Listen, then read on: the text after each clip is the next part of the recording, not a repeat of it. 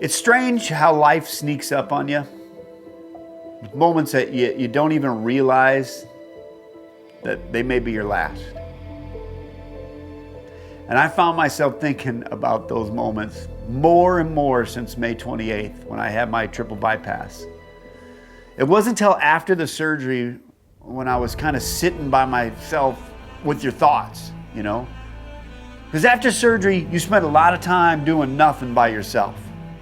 And those thoughts start filling your head. And I remember all those things I used to do without a second thought. Things that seemed so normal, so routine, but looking back now, they may have been my last time that I ever did them. Like flying through the woods on my mountain bike. The wind would be blowing through my hair.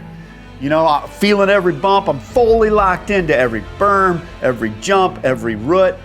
My mind wasn't thinking about tomorrow or what could happen next, just the next tree, the next jump, just a surge of adrenaline. And I didn't know that that was the last time that I would ever push myself on the trail, just daring it to keep up with me. I had no idea. Rolling with my friends in jiu-jitsu. It's been 7 years, 6.5, 7 years training jiu-jitsu. Got up to purple belt. I spent hours in that place, sweating, laughing, spending time with other buddies in there. And you have a camaraderie, you know, with these people. You're focused, you're learning techniques, and you have a lot of small victories, and I had many, many, many defeats. But it was all part of my rhythm.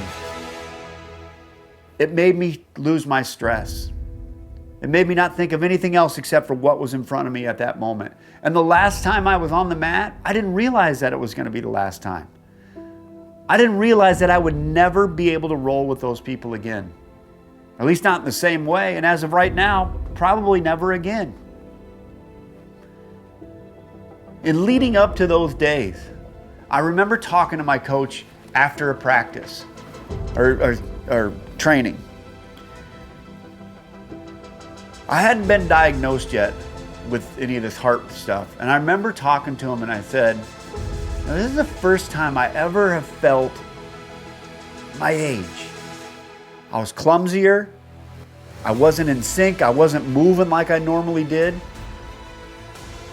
So when I say I never had any symptoms, I did, but I didn't know they were symptoms. And it's funny how your mind clings to these moments after the fact. Once they're out of reach, once these things are out of reach, once you think about those little things too, like the most seemingly insignificant moments of your life, like holding my kids in the air, shaking them until they giggled and laughed or yelled, "Stop it, Daddy, stop it, Mommy." The last time you carried them to bed. Or hell, even the last time that you're sitting down here and they're up there going to the bathroom and then they yell, "I'm done." You don't realize that's the last time you've done those things. They slowly fade away and you don't realize that they're the last time. I didn't know my life would change so much after that surgery. I didn't realize how many last times had already passed me by. And now, you know, I find myself grieving, not just what's happened to my body, but how my life has shifted. You know, I'm learning to appreciate what I can still do even as I let go of those things I used to take for granted. And speaking of taking things for granted, right? The world punched me and my family in the face 3 months after my surgery. I was going through a seemingly normal day. I was thinking, I'm about back to my healthy life. I'm about back to normal. The day before this day, I ran in rehab. I was running 6.5 miles an hour for 4 minutes, man. I was back. Then the world punched me right in the face. Major heart attack while making a peanut butter and jelly sandwich. You know, like, I wasn't carrying a bucket of dirt. I was making a peanut butter and jelly sandwich, creamy no less, not chunky, so I wasn't being very strenuous. And I got smacked in the face with a heart attack. After bypass surgery, there's a statistic out there. less than 3% have heart attacks within a year of bypass. I should buy a lottery ticket. And I thought, here we go. I thought I can fight through this, because the week before I had the same exact feeling come over me, and I fought through it. I just continued on my walk. But this time was different. This time I had like an ice cream headache times 1,000, and I couldn't even handle it anymore. I sat down in my chair over here, and then I got to call my wife. So I went to go upstairs because my phone was charging upstairs. At some point I laid down on the steps. I remember that, because I remember like, well, I can't do this. Everything was starting to tunnel in on me. But I know I woke up face down, lying on my bedroom floor over a smashed planter, one of my wife's plants. I fell through it, right next to a chair. No idea, recollection of how I got up there. But when I came to, I found my phone. Called my wife, something ain't right. She called an ambulance. The ambulance came and got me. But I remember before the ambulance came and got me, I remember this. And this is where it really starts to hit you, okay? I got off the phone with my wife, and I didn't know what was going on, because your brain at that point really just goes into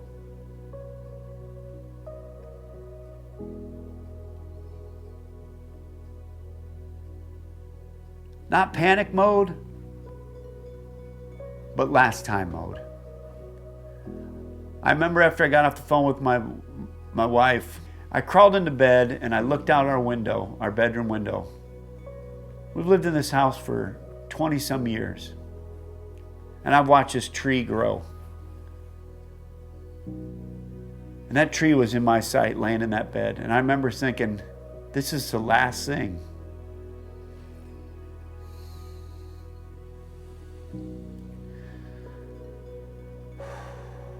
This is the last thing I'm going to see, is this tree.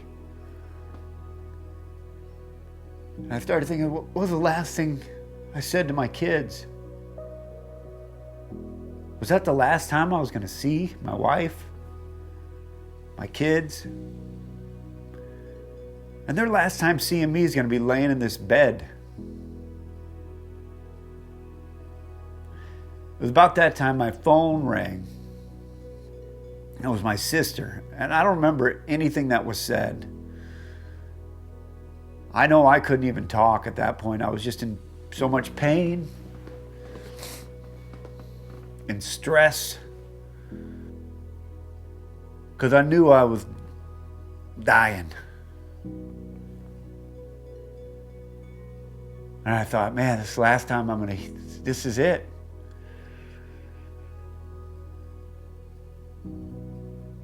I do remember during that call, the ambulance was coming down the street, and my sister said, "Is that the ambulance?" And something in me decided, this isn't my last time. This isn't my last time. And I remember getting up and walking down my steps from my bedroom, out the front door. Our Ring doorbell, it captured the whole thing of me walking out to the paramedic like a zombie. And he met me in front, and you can hear it on the doorbell. He goes, "Am I here for you?" And I thought, yeah, you are. All I could think is, I can't let the paramedics in this house because we have pets. So I got up and I thought, I'm making it. It's jiu-jitsu brain. I can fight through this. I walked down those steps, walked out the front door. I got in that ambulance, and I remember asking those paramedics. My wife hadn't got home yet. She was on her way. And you just want to know. And I remember looking at the paramedic. There was 2 firemen in there with us. They were putting defibrillator patches on my sides. They're putting an IV in this arm. And I looked at the paramedic. I said, "Hey man, am I dying?"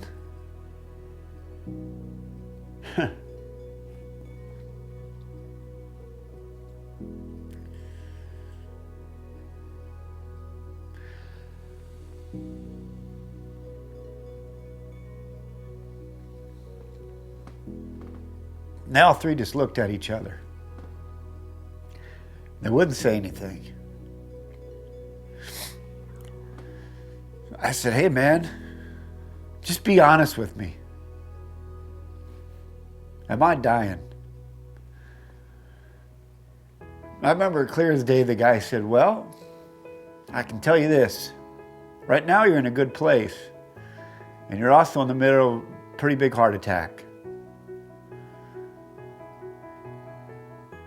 And that gave me the hope, like, okay, I'm not dying.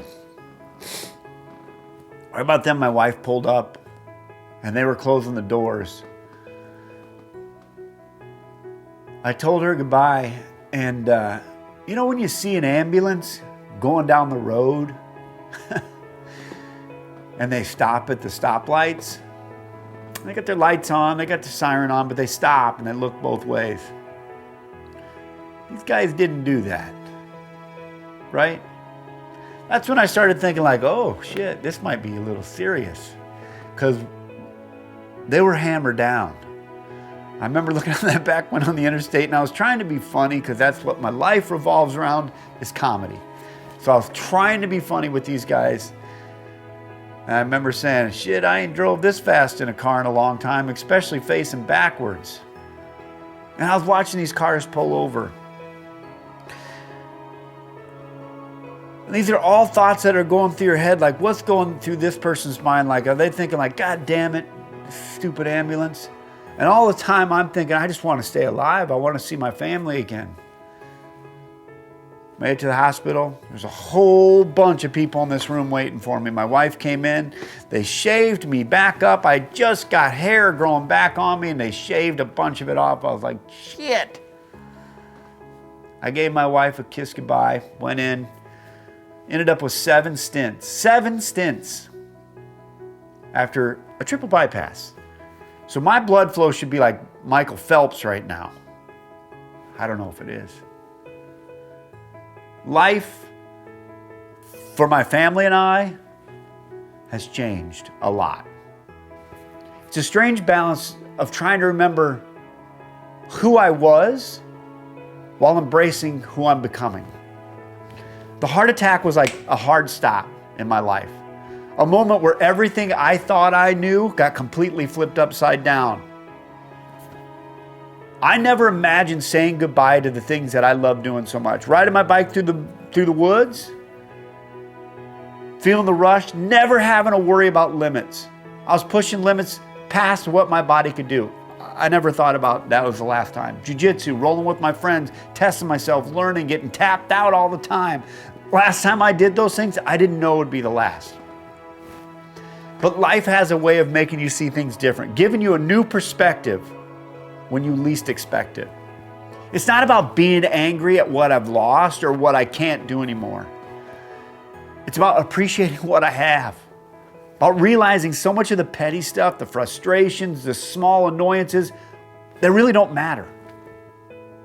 Leading cause of death is heart disease. Right?